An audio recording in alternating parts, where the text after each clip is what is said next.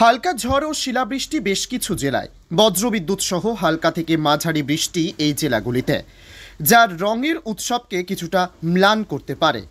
এর পাশাপাশি 3 জেলায় জারি করা হয়েছে হলুদ সতর্কতা।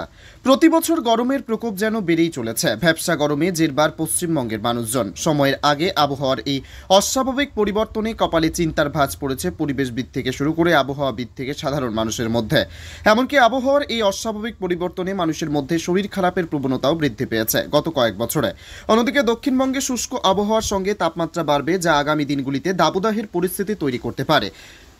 আজ ঝড় বৃষ্টি হবে 6 জেলায়, সেই সঙ্গে বাড়বে তাপমাত্রা, সতর্ক করল হাওয়া অফিস। আজকেও ভ্যাপসা গরম জারি থাকবে বঙ্গে। ঝড় বৃষ্টির পূর্বাভাস। আবহাওয়া দপ্তরের রিপোর্ট অনুযায়ী সপ্তাহান্তে বৃষ্টির দেখা মিলবে না রাজ্যের রাজধানী কলকাতায়, বরং গতকালের তুলনায় অস্বস্তিকর গরম আবহাওয়া অনুভূত করবেন কলকাতাবাসী। গতকাল কলকাতায় 35 ডিগ্রি তাপমাত্রা ছিল, তবে আজ শহরবাসী তার থেকে 2 ডিগ্রি বেশি তাপমাত্রা অর্থাৎ 37 ডিগ্রি তাপমাত্রা অনুভূত করবেন।